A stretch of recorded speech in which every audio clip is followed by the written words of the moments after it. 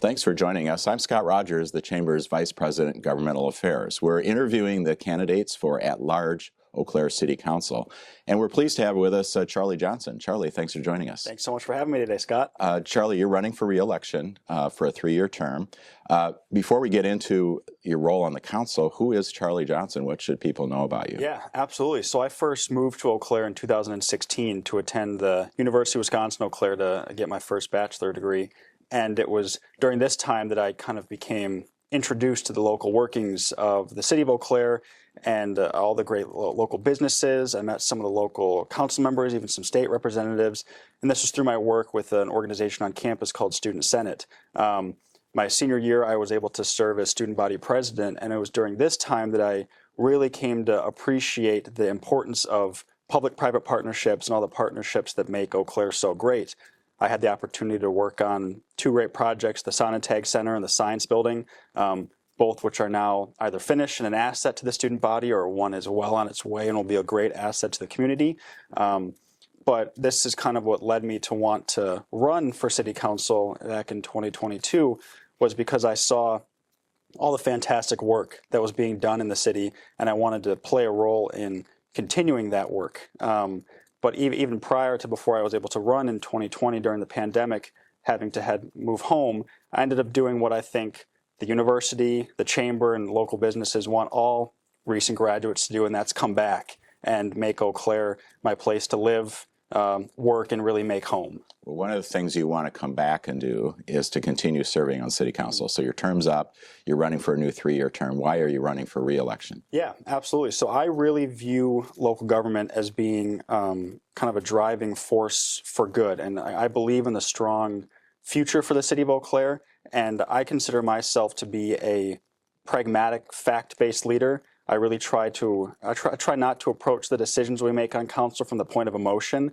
And I think with this leadership style, it really allows government to be that force for good, tackling challenges large and small. I think we've certainly had a lot of success over the past 3 years, and certainly before my time on city council, but there's still a lot of work to do. And even with that in mind, politics at the national level is a bit chaotic right now, which I think really highlights the importance of, at the local government, it being as effective and efficient as possible, really with the sole purpose of working on behalf of the residents of Eau Claire so that we can continue this success into the long term. So as you look at an upcoming 3-year term, if the voters decide to send you back to the city council, are there some specific issues that are on your agenda that you'd really like to work on over the next 3 years? Yeah, an issue that is top priority for me, kind of top of mind, is the topic of shared revenue and increased funding from the state.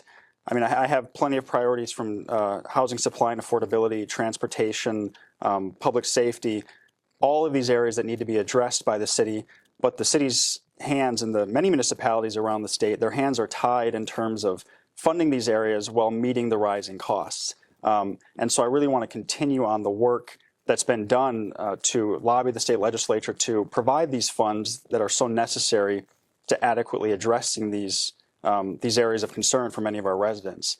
And on top of that, another area that I really want to focus on is what I mentioned earlier, the community partnerships and relationships that make Eau Claire so special. I think Eau Claire is only successful through all of these relationships, and some of them have become strained recently, and I really want to ensure that we are working to see these come together and strengthen. So I want to do what I did when I first came to Eau Claire and became invested in the community, and that's not only build on these relationships, but really strengthen the ones that we have, because these are what have allowed Eau Claire to be so successful and will most certainly drive that success into the future. So our last question, we just have a few seconds left, would be looking at the economy locally. We've had growth, we've had a growing economy. What's the role of local government in making that happen? I really view the city as a resource and a tool to help empower businesses and enhance community prosperity. I really want to I view the city as an asset that supports all of these individuals in their efforts to help kind of the economy thrive. We have so many fantastic organizations, companies, experts in our community that when supported by the city and when working in tandem with the city can really be an engine for success.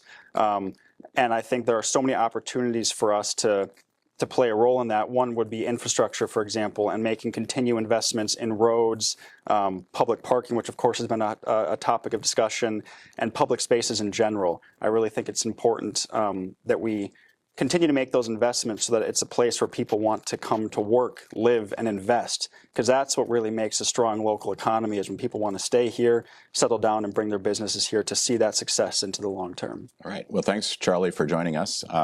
We encourage you to watch all of our interviews with the city council candidates and be sure to exercise your right to vote on April 1st.